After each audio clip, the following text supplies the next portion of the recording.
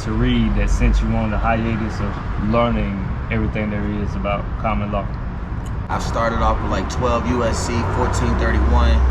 The bank's first power is to borrow and then to pay interest. So if that lets me know their first power is to borrow, what are they borrowing against?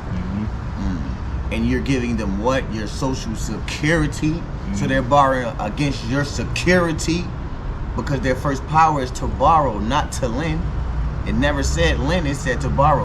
When you read 12 USC 1431, that lets you know the power of anything. Anything that consider you doing a transaction, when you do anything that involves money or they want you to pay something, they are considered a bank no matter what. So when you're dealing with a bank, and any member bank or national bank, their first power is to borrow. So always remember that. Like, they're borrowing, they're never lending.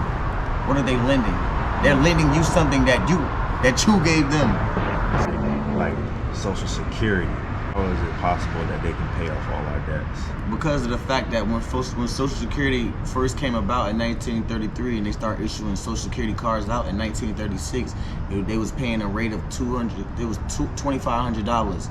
And now and today, when you go to the federal FDIC, when you go get a bank account and they say FDIC insured, it's up to $250,000. So how did they go from $2,500 to $250,000 in approximately 80 to 90 years if they didn't get no money from the public? Think about it. If they didn't get no money from the government, no money from the public, what did they use to go from $2,500 when they initially created the federal the Social Security Administration, and then from $2,500 they're at $250,000? What did they borrow? Where did they get this money from? Think about it. You can look it up yourself and see. 1933, when Social Security cards first came out in 1936.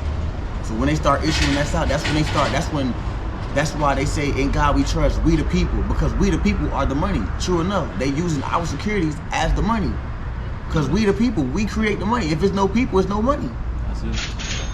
Come on now. Like, when we talking about, like, but for real, it's not, it's a real moment though, like real shit. If you think about it, look up what I'm saying. 1933, between 1933 to 1936 was very important because there was so many pivotal things that came out about the SEC and the FDIC and the SSA, Social Security Administration, and then it was more with the Equal Opportunity Act and the Consumer Credit Protection Act, and it's so many different acts that came out.